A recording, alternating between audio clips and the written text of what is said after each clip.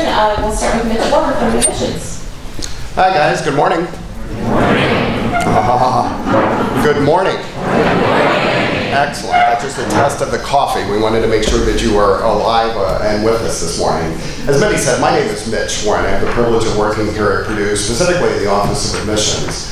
And on behalf of all the faculty and staff and our current students here, thanks for coming today. We know some of you had a relatively short drive to get here this morning. Some of you probably had a couple of flights, hopefully not 3 or more flights. You probably know that Purdue students literally come from around the world. We have roughly 40,000 total students on this campus. I speak specifically to the undergraduates. There are roughly 30,000 undergraduates. And those undergraduates, of course, come from about 125 countries around the world, certainly all 50 states. And we know, in fact, in this room this morning, there are families who are from 23 states here today, including those who are from the state of Indiana. And I want to specifically reference that when you are from the state of Indiana here in West Lafayette, we say, from the state of Indiana, we do not call you Hoosiers. You want to make a note of that. Among all of you that are here today, I assume that there are also some Purdue alums who are in the audience. If you could raise your hand, please welcome back to campus. Excellent. All of you who have your hand raised, if you could come forward here on the stage, we're going to sing the fight song. And no one's standing. Well, notice how I asked who you were before I told you what we were going to do. You all should be incredibly proud, you students especially.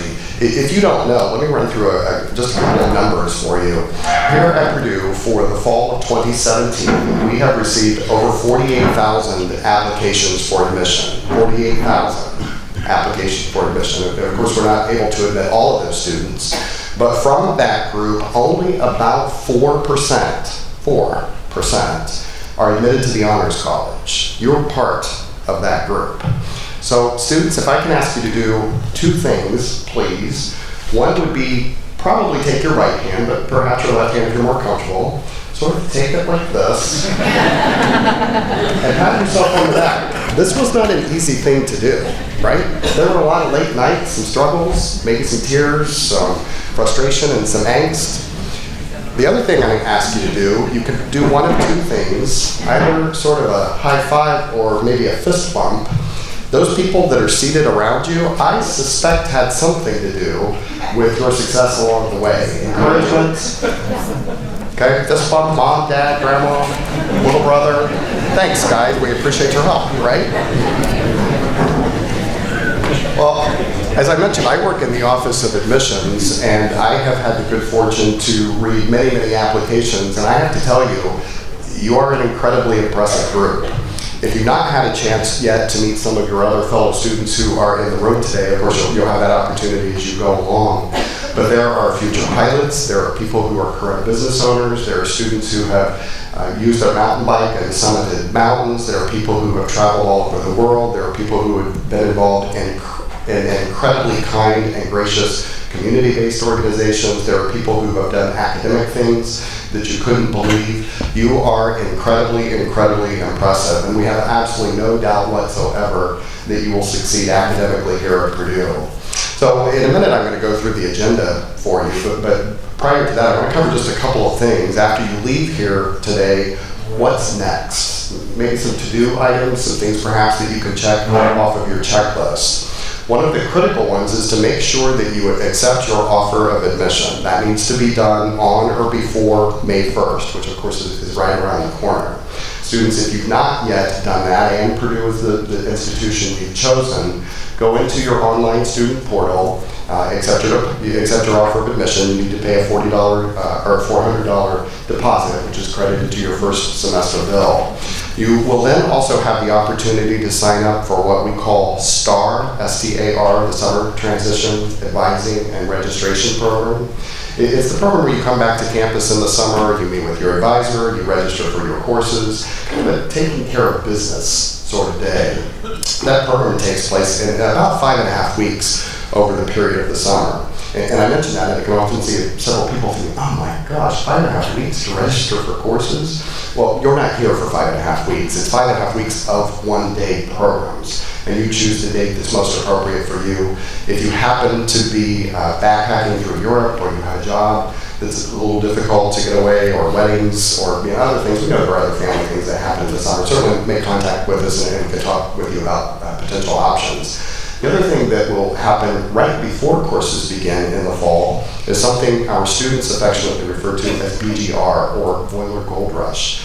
That takes place the week right before courses. It is one of the largest student-run orientation programs in the country. And students who go through our Boiler Gold Rush program report back that they just feel far more ready to begin life as a Boilermaker once classes begin. This is way more than navigating the map. You are smart students and you can figure out how to get around campus. If not, you can follow that little blue dot on your phone. But this is note-taking and time management and responsible use of money and some of the challenges that other first-year students experience across the country, and just try to get you prepped really before the academic stuff begins. So I would certainly encourage you. Our expectation is that all new students take part in Boiler Gold Rush. The other point that I wanted to make while I'm here this morning is to make sure that everybody sort of understands the lay of the land today, logistically, where most things happen. So if you don't mind, if you could get your agenda, it looks like this, printed on the tan colored paper. And at the top, of course, it says Golden Honors Day, Saturday, April 15, 2017. I'm going to walk through briefly what's happening so you can sort of picture, if you mind, where we're going to be today. And of course, we're in the opening session right now. So you'll note that this is the Honors College and Residences North in the Honors Hall, because you're going to see this room referenced at several other points through the day.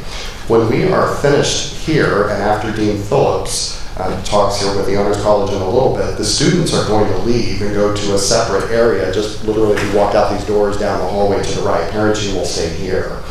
You notice that after the information session for the parents and the honors classes for the students, there's lunch, which takes place at noon. The Honors College and Residences North Honors Hall for everyone except the two groups that you see listed there. And parents and students, as you are moving from room to room, there will be people who will escort you from place to place. So don't feel like you've got to know exactly where you're going.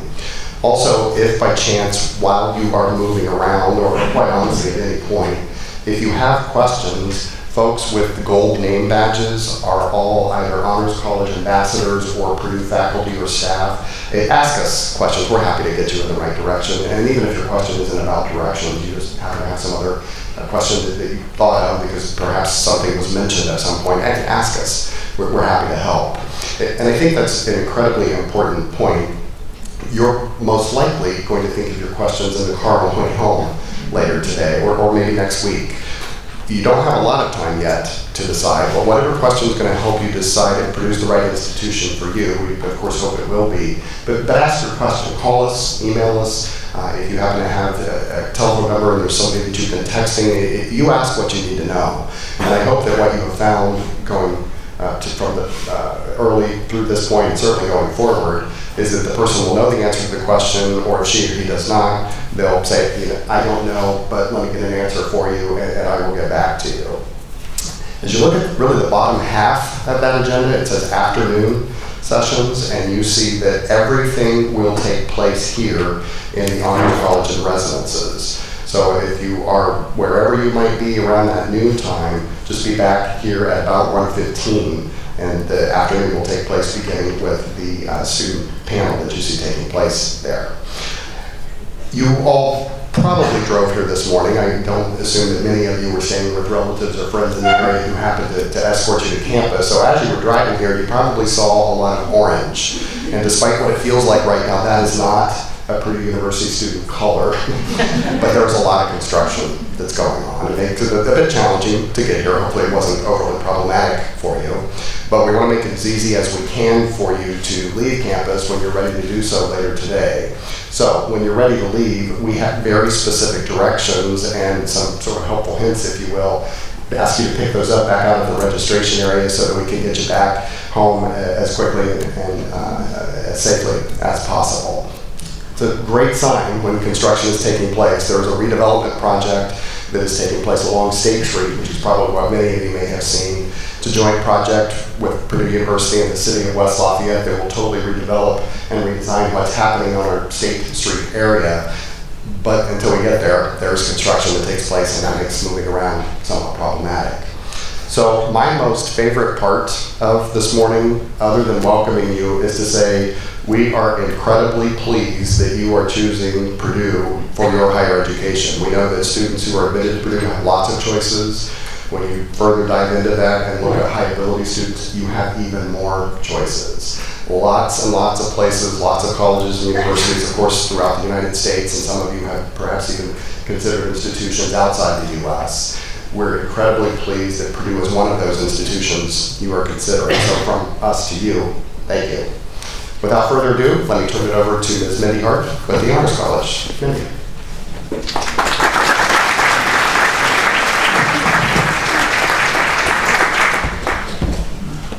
I get the easy job today. I just get switch slides up and get so bear with us for just a moment.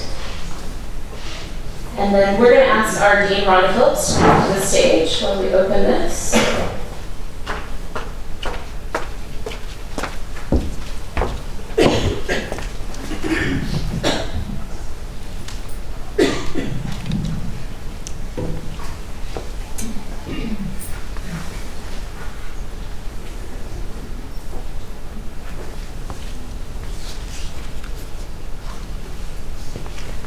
No matter how much we test technology, it always fails on us when we need it the most. So just give us a minute.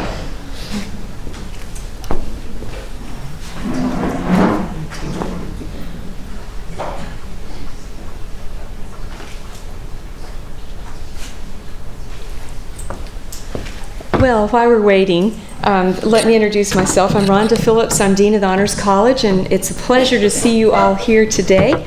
And I hope that I can share some details and insights about what we do here and help you make the decision to join us this summer and become a Boilermaker and a member of the Honors College community. Let me ask our faculty, who are so important to what we do here and how we make this work so well. So I see a couple of our faculty members. For some reason, they're all together right in the back, which is good for us, so we can see everyone back there. And if I can see that far, let's see, Diane Fasinelli, many of you know, she's a faculty member and our Assistant Dean for Admissions Recruitment. Jason Ware, yes, and Natasha Duncan, and I see Megha Anwar, and Dwayne Jingley, and Adam Watkins. And I don't think I missed anybody. I'm pretty nearsighted, so I hope not. We are just so thrilled that you're here again with us. And I just wanted to ask really quickly, how many of you are from states other than Indiana? Wow, okay. How many of you are from states beyond the Midwest? Okay, so we've got quite a few people, and that's what we've seen happen here at Purdue. But this is a major research university. It's ranked number 20 for public research universities in the nation. It is AAU, that's Association of American Universities. There's only 32 public universities in the nation that are in that membership. That's by invitation, and it means that the quality standards are different than what you might expect or could see at other places. And being AAU, being one of the top research universities in the nation, is incredibly special. So several years ago, the faculty administrators at Purdue decided they needed an honors college. So they came together, designed what has turned out to be one of the best things that we've done as a university to encourage interdisciplinarity, but to also ensure that the student experience for undergraduate education is unparalleled. And so this is the result, is having our college come together. Over the last 4 years, there were honors programs before, but this is a standalone college, which means we have, faculty, we have classes, we have facilities, of which you're in right now, and we have a definitive impact on the student undergraduate experience. So we'll get started. And really, this is honors can be thought of as really an additional credential. It's an experience that sets you apart from your peers, but it is not high school honors. I mean, sometimes parents and students will say, especially during the recruitment phase, will say things like, well, it's just taking some extra classes, right, that are a little bit special in nature. Well, yes, we do have classes that are really special and challenging, but that's not all. We have a complete spectrum of things that we do to ensure that our students are getting the experiences they need in what some of us like to call sort of a whole scholar development. So it's not only that you'll take some classes, it's that you'll do much more with that knowledge, but also the way that you learn. So we have, of course, very innovative undergraduate research. I'll talk a little bit later more about that. And that, again, differentiates you from others. When you develop that skill set as an undergraduate student to be able to address research, to have done research, that is something that is value added, and it's an additional credential.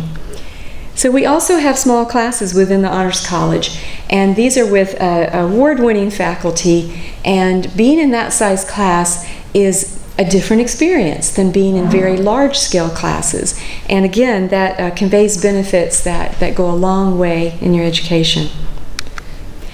The opportunity to connect one-on-one with professors, and again, award-winning professors, world-class researchers, really is a unique feature of honors colleges, and particularly ours here at Purdue. But beyond that, too, we also get to network with alums and with industry leaders. We have partnerships and various opportunities for our students to engage with a wide variety of companies and with organizations, and they're pretty frequently on campus and helping us look for those pathways and opportunities to push forward the educational experience. And here's something that I think is really important, is that you're living with like-minded peers. So you're not just one of a few who may be interested in sort of pushing the envelope of learning and experimenting with what you can do in your education. You're in a group of peers who are very much open and willing to pursue as much of the educational experience as possible. And that does make a difference. It truly does. And so what you'll find is that there is, because we're an academic residential college, and we're Purdue's only academic residential college, is that you're living and learning together. So you're experiencing your educational pathways, but you're also having co-curricular and social development activities that really sort of blend together to make a difference. And I love the Honors College model at big research universities. I've been involved in a couple now in my career. And one of the reasons that I do is that it can make a very large place feel pretty small, which is a good thing, because you have a community from day one. You know your peers, you have peer mentors, your faculty, our staff. If you notice, our offices are right here. And so we engage and interact with our students on a daily basis and a regular basis.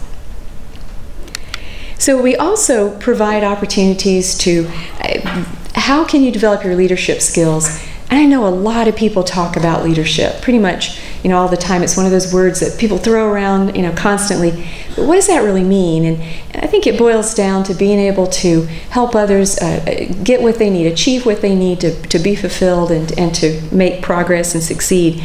And that's an important thing to learn to do. And so we have quite a few different tools and methods that we use to help build those kind of skills, and we'll talk about those a little later too. And then finally, you'll have the opportunity to create a scholarly project. And this is really going to highlight what you want to do, both with your experience here, but even beyond. This can help get you ready for professional school, graduate school, for going into industry, organizational work, or to start your own business. Whatever pathway you choose, this will help you do that because it builds your research skills. So we have quite a bit of things that we focus on, and one of those is the idea of interdisciplinary learning. Again, that's one of those things that you can see is a bit trendy now in higher education, but the honors college models have been committed to that for a long time. And this is how it sort of unfolds, is that yes, we're going to learn about our discipline, and we're going to become experts in those disciplinary areas, but you're also going to learn about other dimensions of knowledge and learning pathways that are going to help you be better at what you do, understand the perspectives of others too, and to work together both creatively and in innovative ways. And I just want to pause for just a moment here to talk briefly about that. We have an advisory council Now, as you recall, as I said, we're fairly new, so we don't have a lot of alums yet. I mean, we swept in everyone who'd been in honors programs before, and we claimed them, of course. But what I did when I first got here is I looked around and said, who can help us build out this idea of interdisciplinary in a way that resonates with the students and with the faculty and others. And so we ask people to come in from both industry, from public policy, from other sectors. And for example, we have on our board the major recruiter for GE. GE is the largest employer of Purdue graduates. This person recruits for 17 universities across the U.S., including Purdue, but universities like Stanford and Michigan and others. These are all sort of the top echelon programs. They recruit not only in STEM, but other disciplines too. And here's how he put it. He said, we want graduates. We're looking for our employees to have the ability to work together in groups and to work with people who have different ways of thinking about things across perspectives, because the reality is you may not necessarily go into that job and have people exactly with the same disciplinary training that you've had and the same mindset. In fact, you'll probably be in a team that's looking at things across from policy to human resources to finance to technology to marketing, you name it, and you'll probably be in that setting. And that's what employers and others are looking for, students who can speak to that, who can work in that kind of environment. So many of our programs, we actually very much embed that idea of interdisciplinary from day one, so that you'll be in small teams from your first semester onward, learning how to do that kind of work. Now, I want to take just a moment. You heard from Mitch Warren earlier from Admissions, and I think this is an important thing to note, is that you are in good company.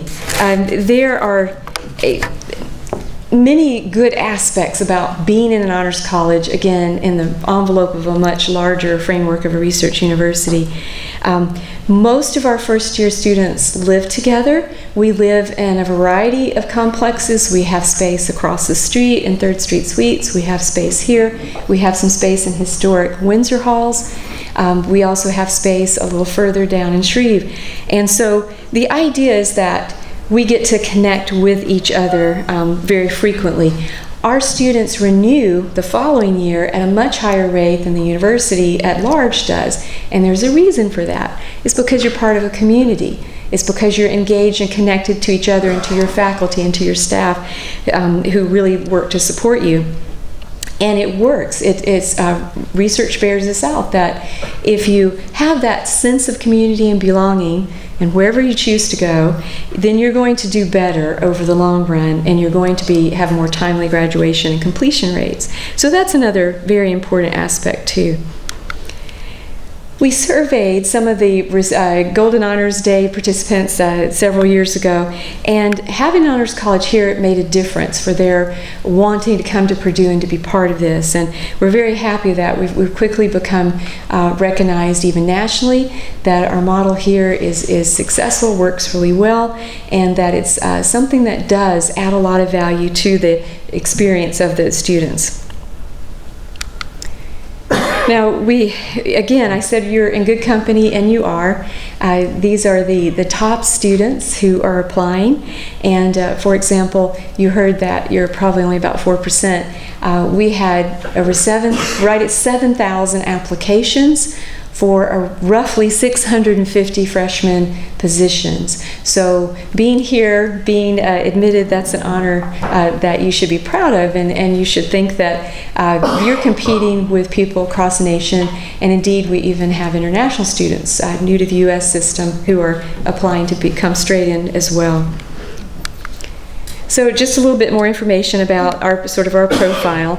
And we have a freshman class this past fall. We had about 741 enter. That was larger than we thought. So anyway, I want to talk to you a little bit more now about what we call our pillars. And these are the things that we do here in the Honors College. It's really built out around 4 different elements.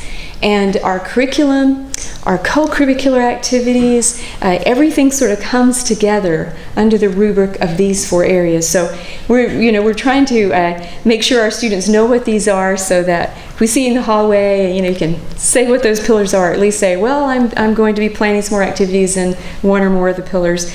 Our advising team also helps you figure out what that plan is for each year. We have certain things that we try to get done each year, first year, second year, all the way until you graduate as a senior with your undergraduate research project finish. So the first, again, is interdisciplinary academics. As I mentioned, I've spent quite a bit of time on that, so I won't do too much more other than to say it's the kind of courses that I think as a parent, I'm doing the same kind of thing you're doing with my youngest daughter now, looking at colleges and trying to decide.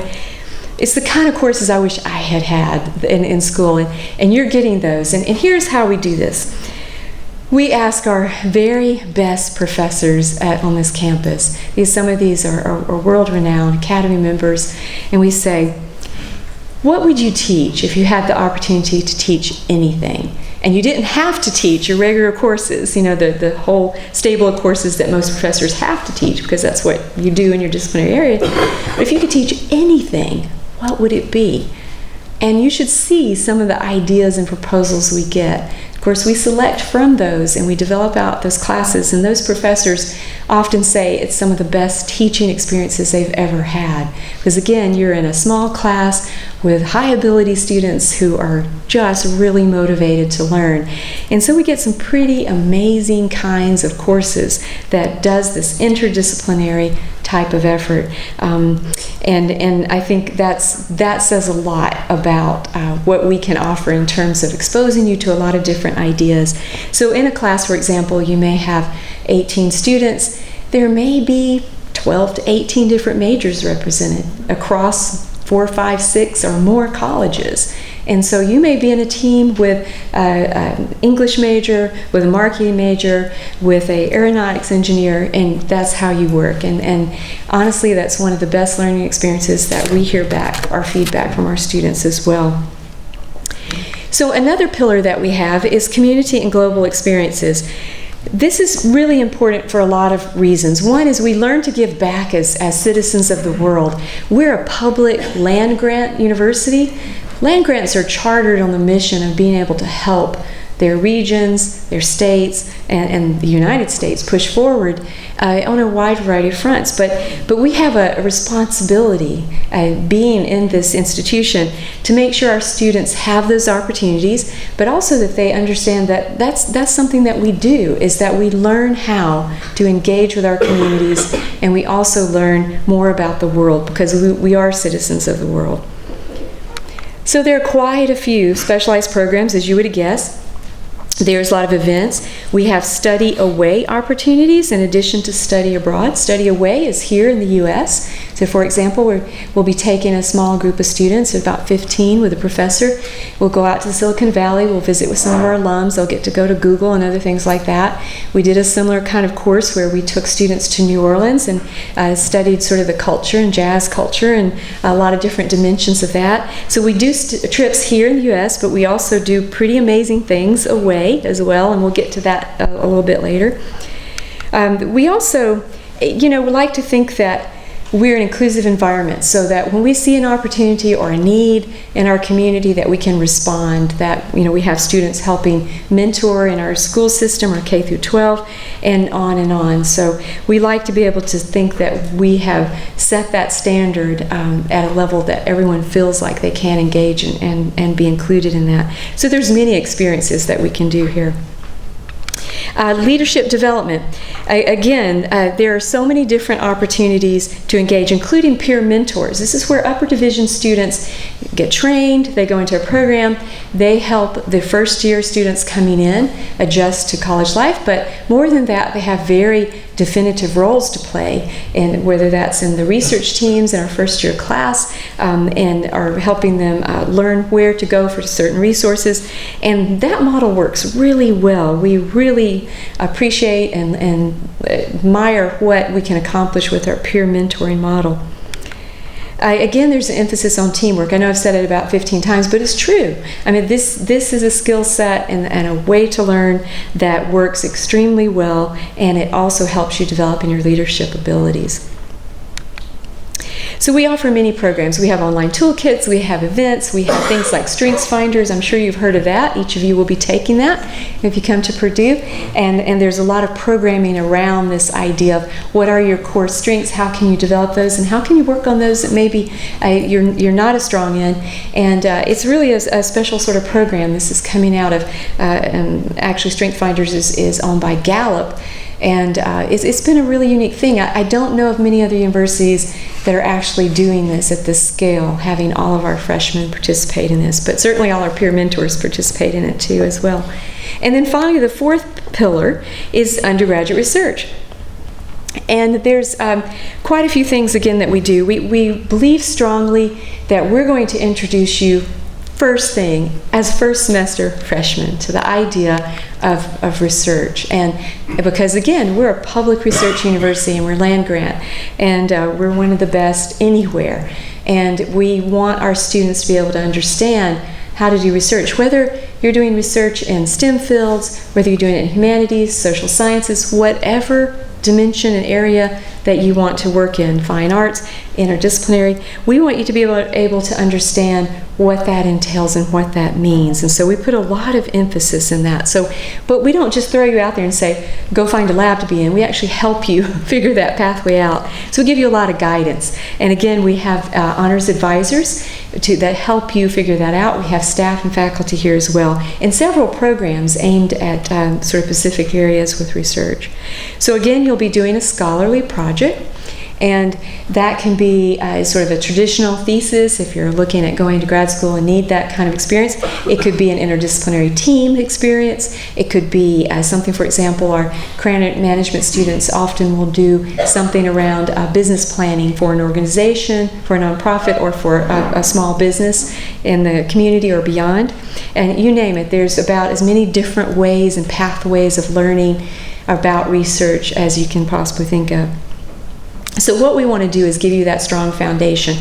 All of these combined give us, again, what we call that whole scholar development, making sure that as you're here, you're learning, but by the time you graduate, you're going to be in a very good position to be competitive with any others out there.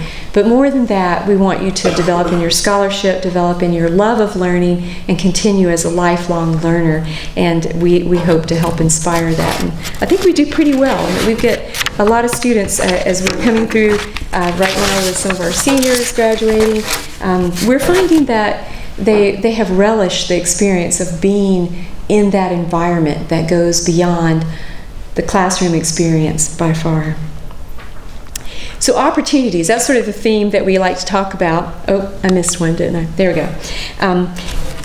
We also, the Honors College oversees the National International Scholarship Office, or NISO, and this program, or this office, helps students pursue the nationally, internationally competitive, campus-nominated and self-nominated scholarship awards. Sometimes this is for awards to continue when you're as an undergraduate. It will provide support. Many are for graduate school. You can go to Oxford, go to Cambridge, go anywhere in the world with Fulbright to go study for grad school. And so these are incredibly and intensely competitive.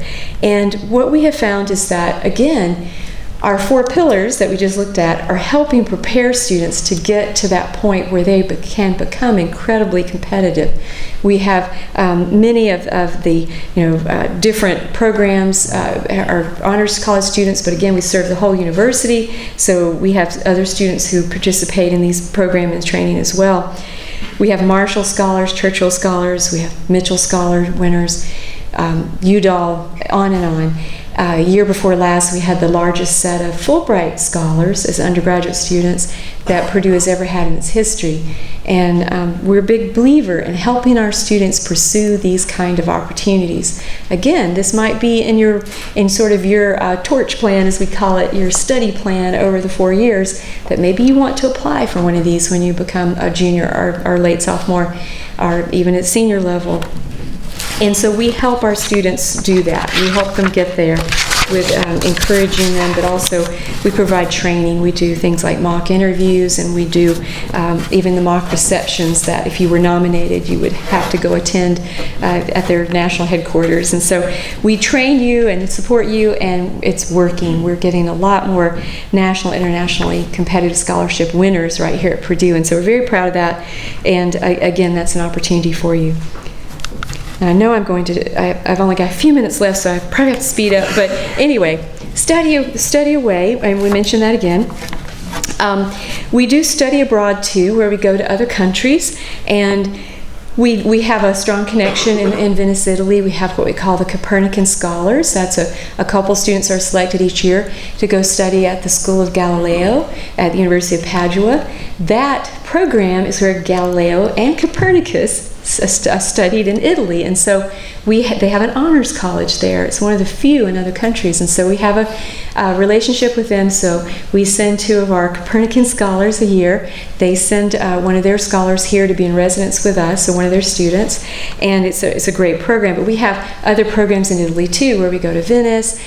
There's a class that's going to be coming up where it's just simply called Leonardo, and it's taught by both a digital design person from liberal arts and an engineer, and they will build out various designs of Da Vinci's that would be sort of interesting and cool to figure out. They'll be on display eventually in the Innovation Forum.